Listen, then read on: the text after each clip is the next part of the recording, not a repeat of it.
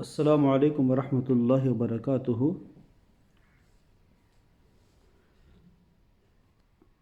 امام صاحب کے ساتھ جو نمازی مقتدی نماز پڑھتے ہیں وہ تین طرح کے ہوتے ہیں۔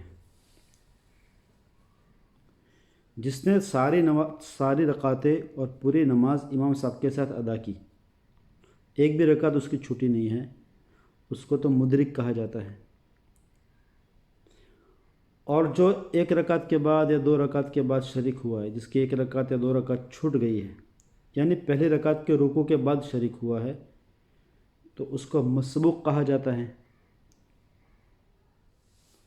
اور تیسری قسم ہے لاحق کی، اور لاحق وہ ہے کہ جس نے امام صاحب کے ساتھ نماز شروع تو کی، لیکن بیچ میں کچھ عذر آ گئے جس کی وجہ سے وہ باہر چلا گئے، اور اپنا عذر پورا کرنے کے بعد پھر واپس امام صاحب کے ساتھ جون سی رکعت چل رہی ہے اسی میں وہ شریک ہو گئے۔ تو بیچ میں جس نے نماز چھوڑ دی ہے اس کو لاحق کہا جاتا ہے، اور بعد میں پھر سلام کے بعد اپنی جو بیچ کی چھوٹی ایک دو رکعت اس کو پوری کرتا ہے۔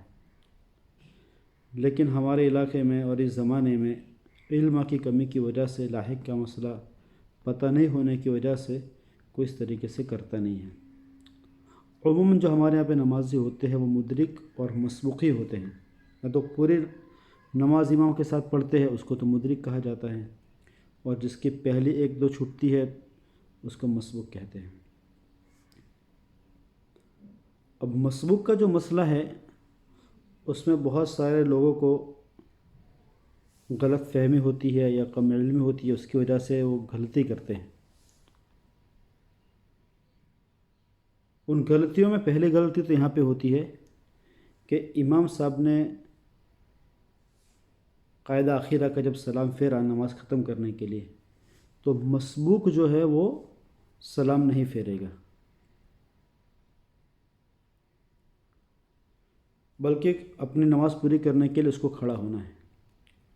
اگر مسبوق نے جان بوجھ کر سلام پھیرا ہے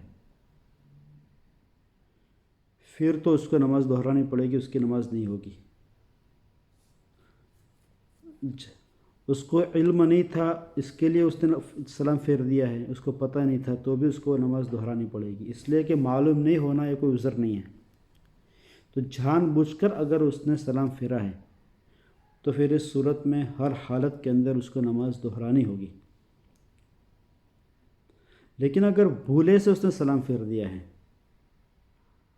تو پھر اس کی دو صورتیں بنتی ہیں۔ اگر اس نے جیسے امام صاحب نے السلام علیکم کہا، اس نے بھی السلام علیکم کہا، اور امام صاحب کے السلام علیکم ورحمۃ اللہ پورا ہونے سے پہلے اس نے اپنے سلام کو پورا کر دیا ہے، اس صورت میں تو اس کے اوپر سجدہ سہو واجب نہیں ہوگا، کیونکہ امام کے ساتھ جو انسان بھول کرتا ہے اس کا سجدہ سہو نمازی پر نہیں آتا ہے۔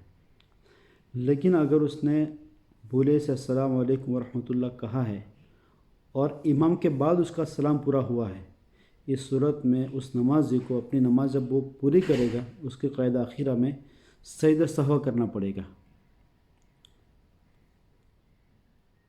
اب انسان کو یقین ہو کہ میرا سلام امام صاحب کے سلام سے پہلے ہی پورا ہو چکا ہے تو اس کو تو سجدہ سہو نہیں کرنا ہے، لیکن ایسا ہوتا نہیں ہے، نمازی کا اکثر بعد میں ہی ہوتا ہے۔ تو اگر یقین نہیں ہو کہ امام صاحب کے ساتھ ہی میرا سجدہ سہو میرا سلام پورا ہوا ہے، تو پھر اپنی باقی رکعت جب پڑھے گا اور اس میں جب وہ قاعدہ اخیرہ کرے گا تو اس کے اندر وہ سجدہ سہو کرے گا۔